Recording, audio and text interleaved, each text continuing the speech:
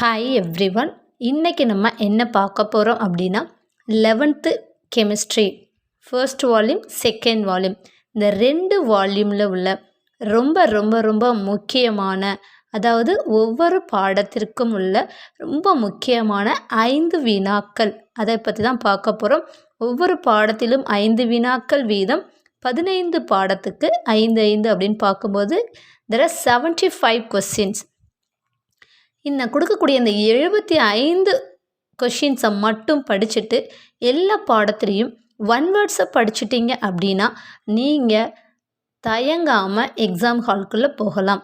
Exam ஹால்குள்ளே போயிட்டு நம்ம படித்ததை கண்ணை மூடிட்டு நல்லா ஞாபகப்படுத்தி நீங்கள் எழுதுனீங்க அப்படின்னா உங்களால் 70 மார்க்குக்கு அபவ் 60 கண்டிப்பாக வாங்க முடியும். இதை நீங்கள் இந்த ஃபர்ஸ்ட் ரிவிஷனில் நீங்கள் ட்ரை பண்ணி பார்க்கலாம். ஸோ வாங்க வீடியோக்குள்ளே போகலாம். வீடியோக்குள்ளே போகிறதுக்கு முன்னாடி நம்ம சேனலை சப்ஸ்கிரைப் பண்ணாதவங்க சப்ஸ்கிரைப் பண்ணி வச்சுக்கோங்க. அப்படியே பக்கத்தில் இருக்க பெல் ஐக்கானையும் கிளிக் பண்ணி வச்சுக்கோங்க. அப்போ தான் நான் போடுற வீடியோ உங்களுக்கு நோட்டிஃபிகேஷனில் உடனே கிடைக்கும். வீடியோக்குள்ளே போகலாம் வாங்க. இப்போது ஃபர்ஸ்ட் யூனிட் ரொம்ப முக்கியமான அந்த 5 வினாக்கள் என்ன அப்படின்னு பார்க்க போகிறோம். கொஷின் நம்பர் 27 மோல் வரையறு பேஜ் நம்பர் 6 and 7 இருக்குது.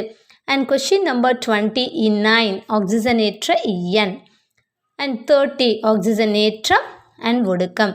அடுத்ததாக 1 or 2 டைம்ஸ் கேட்கக்கூடிய இந்த மோலார் நிறைகளை காண்க. இந்த 4 மட்டும் நல்லா படித்து வச்சுக்கோங்க, நல்லா பார்த்துக்கோங்க. இதை தாண்டி வரப்போகிறது இல்லை. இந்த 4 நல்லா பார்த்துக்கோங்க. ஸோ 4 கொஷின் சொல்லியாச்சு. 5 மார்க் கொஷின்ஸ் எது அப்படின்னு பார்த்தோம் அப்படின்னா எளிய விகித வாய்ப்பாடுகள் கண்டுபிடிக்கக்கூடிய அந்த 38 கொஷின். இந்த 5 கொஷின் மட்டும்தான் இந்த யூனிட்டில் ரொம்ப ரொம்ப இம்பார்ட்டண்டான கொஷின். இதை தாண்டி என்ன கொஷின் வரும் அப்படின்னா ஒரே ஒரு கொஷின் டைம் இருந்துச்சுன்னா உங்களால் படிக்க முடியும் அப்படின்னா படிங்க, இல்லைன்னா ஆப்ஷனில் விட்டுருங்க. ஆனால் கம்பல்சரி கொஷினில் கேட்கக்கூடியதுக்கு வாய்ப்பு இருக்குது. ஆக்சிஜன் ஏற்ற எண் முறையில் வினைகளை சமன் செய்தல் இந்த கொஷின் தான். ஓகே, இது ஃபர்ஸ்ட் யூனிட் உள்ள இம்பார்ட்டண்டான 5 கொஷின்ஸ். நெக்ஸ்ட்டு செகண்ட் யூனிட்டில் என்னென்ன கொஷின்ஸ் பார்த்துடலாம். செகண்ட் கொஷினை பொறுத்த வரைக்கும் ரொம்ப இம்பார்ட்டண்டான 5 கொஷின்ஸ் எதுன்னு பார்த்தோன்னா 27 N4க்கு சாத்தியமான ஆர்பிட்டால்களின் எண்ணிக்கை குறிப்பிடுக. இதை ஷார்ட்டாக எழுதாமல் கொஞ்சம் ப்ரீஃபாக எழுதுனா நல்லாயிருக்கும். அடுத்து 28 question 2s 4p 5d and 4f ஆர்பிட்டால்களுக்கு எத்தனை ஆரக்கணுக்கள் கோணக்கணுக்கள் காணப்படுகின்றன. அதாவது ரேடியல் நோட்ஸும் ஆங்கில நோட்ஸும் கண்டுபிடிக்க சொல்லியிருக்காங்க. அண்ட் நெக்ஸ்ட் இம்பார்ட்டன்ட் கொஷின் பவுலியின் தவிர்க்கை தத்துவம் 31st கொஷின் 57 இருக்குது. And next 39 manganese 2+ and chromium 3+ ஆகியவற்றின் எலக்ட்ரான் அமைப்புகளை தருக அண்ட் ஆல்ஃபா தத்துவத்தினை விவரிக்க.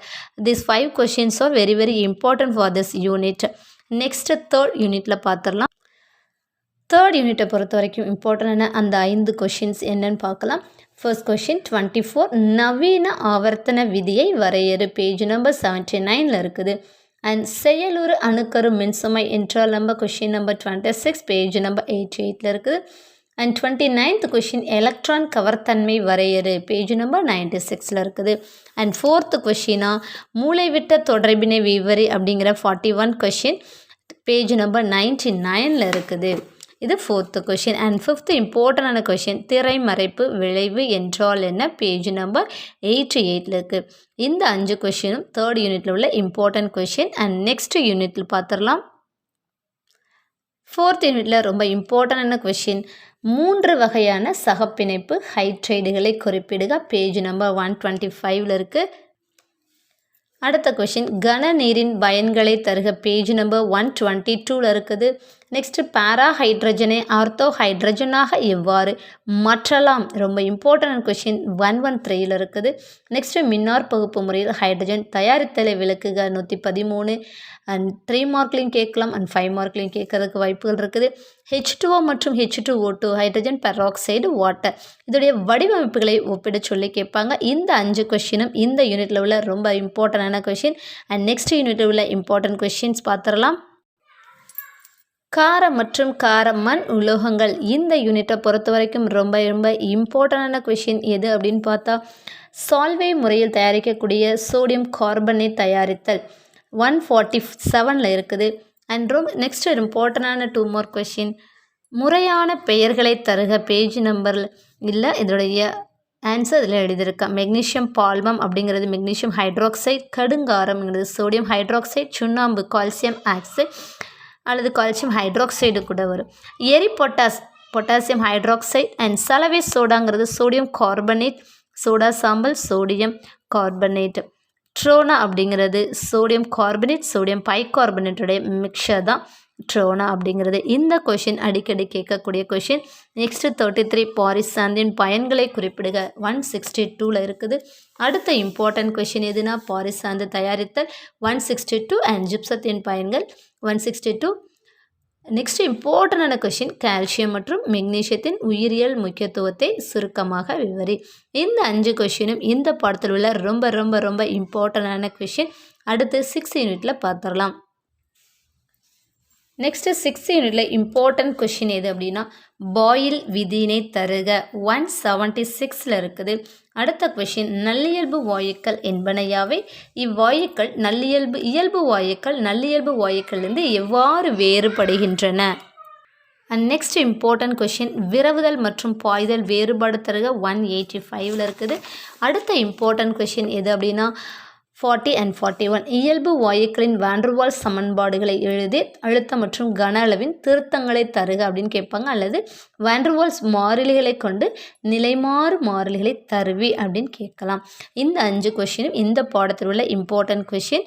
அண்ட் 7th யூனிட்டில் உள்ள இம்பார்ட்டண்டான 5 கொஷின்ஸில் ஃபர்ஸ்ட் கொஷின் வெப்ப இயக்கவியலின் முதல் விதி. வெப்ப இயக்கவியல் விதியை பொறுத்தளவுக்கு முதல் விதி, 2ஆம் விதி, 3ஆம் விதி எல்லா விதிகளையுமே நல்லா படித்து வச்சுக்கோங்க. அண்ட் நெக்ஸ்ட் கொஷின் 37 படிகக்கூடு ஆற்றல் என்றால் என்ன 230 இருக்குது. அண்ட் நெக்ஸ்ட்டு நிலைச்சார்பு வழிச்சார்பு எழுதி அதற்குரிய எக்ஸாம்பிள்ஸ் 211 அண்ட் 12 இருக்குது. வெப்ப இயக்கவியல் 2ஆம் விதியின் கெல்வின் பிளாங்க் கூற்று நம்ம ஆரம்பத்தில் சொல்லிட்டோம். வெப்ப இயக்கவியல் எல்லாத்தையுமே எழுதி படிச்சுக்கோங்க. அண்ட் நெக்ஸ்ட் இம்பார்ட்டன்ட் கொஷின் எது அப்படின்னா 47 அக ஆற்றலின் சிறப்பியல்புகளை விளக்குக அப்படிங்கிற கொஷின். ஸோ இந்த 5 கொஷினும் இந்த பாடத்தில் உள்ள very very very important question for this exam oriented. And next second volume பார்த்துடலாம். செகண்ட் வால்யூமில் ஃபர்ஸ்ட் யூனிட் அதாவது 8th யூனிட்டில் உள்ள இம்பார்ட்டன்ட் 5 கொஷின்ஸ் எது அப்படின்னா கொஷின் நம்பர் 28 கேபி மற்றும் கேசிக்கு இடையான தொடர்பை எழுதி கேபி கேசிக்கு சமமாக உள்ளவாறு ஒரு எடுத்துக்காட்டை எழுதுக. இது ஒரு கொஷின். அடுத்த கொஷின் லீ-சாட்லிய தத்துவம் ரொம்ப ரொம்ப இம்பார்ட்டண்டான 33 மார்க் கொஷின். அண்ட் நிறைத்தாக்க விதி. அண்ட் கொஷின் நம்பர் 39 கேபி கேசிக்கு இடையேயான தொடர்பினை வருவி. அண்ட் 5th கொஷின் வான்ட்ஹாஃப் சமன்பாட்டினை வருவி. பேஜ் நம்பர் 48th கொஷின் வான்ட்ஹாஃப் சமன்பாட்டினை வருவி. இந்த 5 கொஷினும் இந்த 8வது பாடத்தில் உள்ள ரொம்ப ரொம்ப இம்பார்ட்டன்ட் கொஷின். 9th யூனிட்க்கு பார்த்துடலாம்.